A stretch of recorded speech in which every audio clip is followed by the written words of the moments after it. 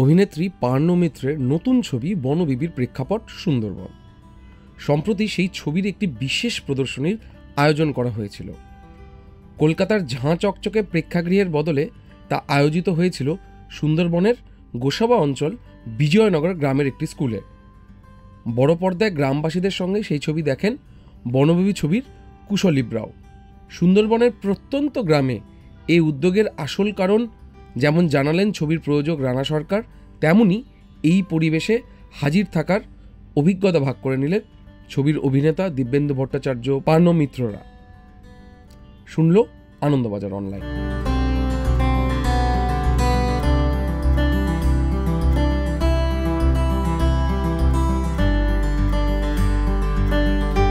অনেক দূরে cinema hall, তোমরা যেতে পারোনি না? আচ্ছা, এখানে যে দেখবে তোমাদের মজা, মানে শুনে কি মজা লাগছে? এই জন্য সবাই এসেছো? তোমাদের বাড়ির লোকেরা কেউ আসেনি? একজন এসেছে। আচ্ছা, কিন্তু তাতে থেকে মজা আলাদা।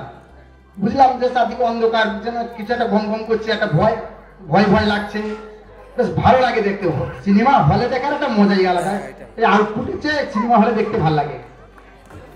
আজকের দিনে যদি আপনি একটা বড় পর্দায় সিনেমা দেখতে চান, যে কোনো সিনেমাই হোক, সেই পুরোনো সিনেমাই হোক বা নতুন কোনো সিনেমাই হোক, ধরুন আজকের দিনে দেবের সিনেমা আছে, জিতের সিনেমা আছে, তাহলে এখান থেকে এই বড় পর্দায় সিনেমা দেখার জন্য আপনাকে কত কিলোমিটার যেতে হবে?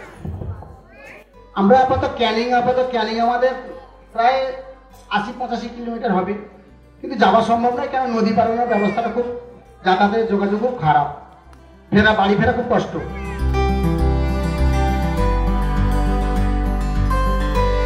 দারুণ লাগছে, কারণ ছবিটা তো দর্শকের জন্য, মানে আমরা যে ছবিটা এখানে নিয়ে আসতে পেরেছি, এখানে এইভাবে ভিউইং হচ্ছে, এটা একটা বিশাল প্রাপ্তি আমাদের কাছে। কারণ এখানে থিয়েটার্স নেই, হলস নেই, সো যারা ছবি দেখতে যেতে পারবে না তাদের কাছে আমরা ছবি এনে দেবো। মানে আমার ছোটোবেলা থেকে যখন ছবি সিনেমা দেখে বড় হয়েছে, সবাই, আমি এই সিনসগুলো দেখেছি যে এরকম পার্কে বসে সবাই, I don't know if you seen those films, Hollywood films, ওখানে ড্রাইভওয়েতে গিয়ে ফিল্মস দেখে। তো আমার খুব ইচ্ছে ছিল ছোটবেলা থেকে, ভেরি রোম্যান্টিক আইডিয়া। স্বদেশে দেখেছিলাম আমরা। হ্যাঁ, রাইট, স্বদেশে দেখেছি।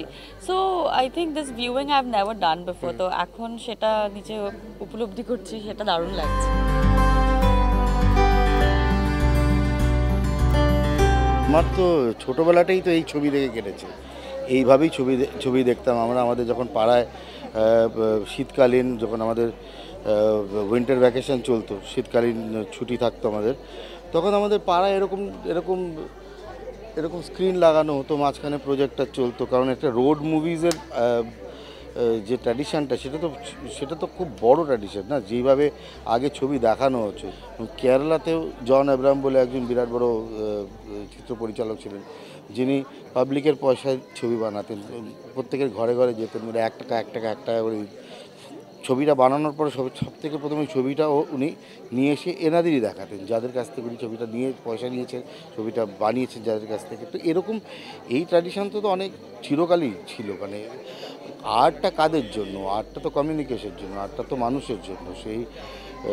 সেই আর্টটাকে ধীরে ধীরে ধীরে ধীরে ধীরে খুব এলিটিস্ট তো আমরা করে দিয়েছি।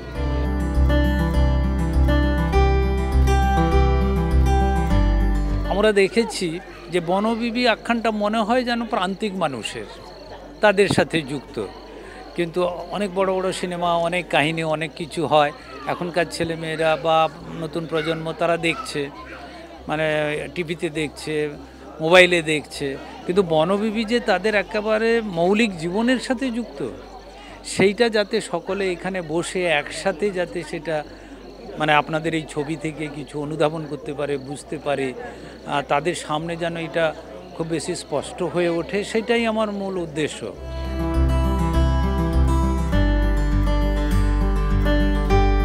এখন তো আমাদের রাজ্যে বা দেশেই দুয়ারের ব্যাপারটা চলছে, তো এটার খারাপ দিক ভালো দিক সবই আছে। আমরা যদি একটু ভালোভাবে জিনিসটাকে ব্যবহার করি, আর সত্যি কথা আগামী দিনে এই যে রানাদার যে পথটা এবং যে প্রসেসটা তৈরি করলো, আমার মনে হয়, আশা করি আগামী দিনে আরও সিনেমা এরকমভাবেই ঠিক এগিয়ে যাবে দর্শকের দিকে।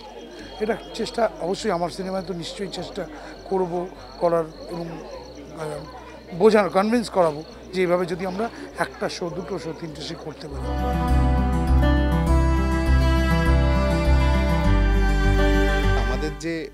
আন্দোলনটা আজকে সুন্দরবনে দাঁড়িয়ে আমরা যে বনবিবি সিনেমার প্রিমিয়ার করছি, সেটা হচ্ছে বড় পর্দায় সিনেমা দেখার অভ্যাস চলে যাচ্ছে।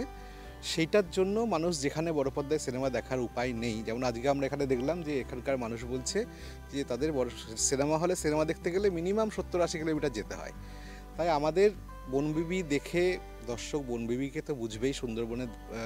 সুন্দরবন বোঝার জন্য অনেক সিনেমাই হয়েছে, এটাও একটা হচ্ছে, কিন্তু তার থেকেও বেশি আমাদের আন্দোলনটা এটা যে বড় পর্দায় সিনেমা দেখো এবং বড় পর্দার যে সিনেমা দেখার আনন্দ সেটাকে উপভোগ করো।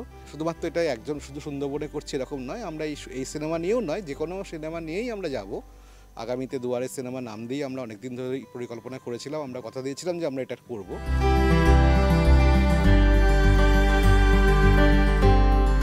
মানে আমরা খুব প্রিভিলেজ, আমি খুব নিজেকে প্রিভিলেজ মনে করি যে আমরা এত কিছু পাই জীবনে। মানে আমাদের কাছে সিনেমা হল পাশে, তারপরে আমরা খাওয়ার যেখানে ক্যাফে যেতে ইচ্ছা করে সেখানে চলে যেতে পারি, যেখানে ঘুরতে যেতে ইচ্ছা করে বন্ধুদের গাড়ি নিয়ে চলে যেতে, এখানে সেটা কিচ্ছু নেই। মানে সেই জিনিসটা দাঁড়িয়ে যখন চোখের সামনে দেখছি, আমি সত্যি বলছি গায়ে কাঁটা দিয়ে উঠছে এখনও বলছি যখন।